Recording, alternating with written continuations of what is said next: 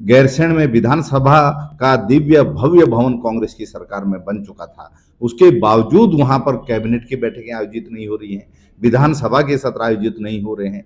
राज्य की जनता की मांग गैरसैंण को पूर्णकालिक राजधानी करने की घोषित करने की है, इसीलिए वहां पर जो है दिव्य भव्य विधानसभा का भवन बना था। उसके बावजूद भी क्या मजबूरी है कि सरकार गैरसैंण नहीं जाना चाहती।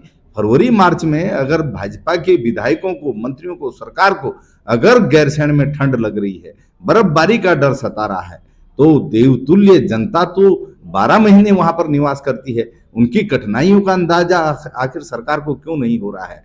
और गैरसैंण में विधानसभा का सत्र आयोजित नहीं किया, इसी के विरोध में आज कांग्रेस के पूर्व मुख्यमंत्री आदरणीय हरीश रावत जी ने जो है गांधी पार्क में 1 घंटे का मौन उपवास रख के सरकार को जो है संदेश देने का प्रयास किया कि अपनी गलतियों को समय रहते सरकार सुधार ले, वरना प्रदेश की जनता भाजपा की सरकार को सुधारने का काम करेगी।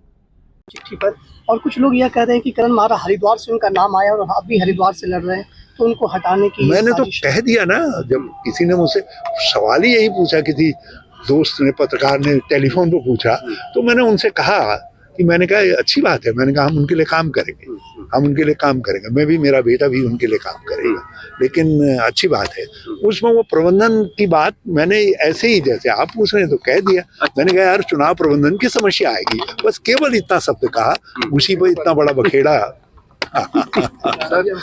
आपकी तरफ पूछता करण महारा को अपना पद छोड़ देना चाहिए, यदि किसने कहा? मैंने पद छोड़ने की बात तो कहीं कही नहीं। संगठन ठीक चला रहे हैं। ये तो कई लोग ऐसे शुभचिंतक होते हैं नेताओं के, वो जबरदस्ती जो है कुछ चीजों को डाल देते हैं, इसको चर्चा में ले आए। मैं तो, मुझसे किसी ने कहा कि करण मेहरा जी हरिद्वार से चाहते हैं कि उनको वो लड़े, तो मैंने कहा अच्छी बात है, हम काम करेंगे, हम तो पार्टी के लिए काम कर रहे हैं, किसी को भी पार्टी देगी उसके लिए काम करेंगे। तो लेकिन मेरे मुंह से निकल गया, मैंने कहा करण मेहरा जी जो है चुनाव लड़ेंगे तो प्रबंधन की बात, पार्टी को प्रबंधन करना पड़ेगा चुनाव का।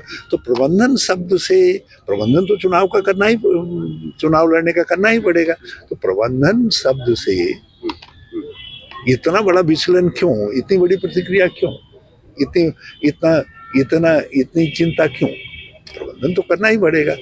और कई लोग कई प्रकार के उदाहरण दे रहे हैं। 2002 में मैंने स्वयं फैसला किया, बल्कि अपने घर की सीट से, यूकेडी के नेता थे उस समय प्रताप सिंह जी, महामंत्री थे, उनको चुनाव लड़ाया, और मैंने चुनाव नहीं लड़ा, मैंने चुनाव का प्रबंधन किया। 2007 में जब नारायण दत्त तिवारी जी ने चुनाव नहीं लड़ने का फैसला किया और रोना गाना शुरू कर दिया, तो मैंने फिर निर्णय किया कि मैं चुनाव नहीं लड़ूंगा, और मैं अध्यक्ष था और मैंने चुनाव का प्रबंधन किया। उससे पार्टी जो है एक सशक्त विपक्ष के रूप में बच पाई। नहीं तो नारायण दत्त जी जैसे व्यक्ति चुनाव न लड़ने, जनरल ठीक मौके पर भाग जाए, तो उसका जो असर पड़ना था वो बड़ा घातक होता। मैंने उस घातक असर से बचाया। 2012 के अंदर भी जब CLP लीडर और PCC प्रेसिडेंट दोनों चुनाव लड़े, तो मैंने सारा कैंपेन का काम मैंने अपने जिम्मे लिया। तो ये तो करना पड़े, प्रबंधन तो करना पड़ेगा आखिर।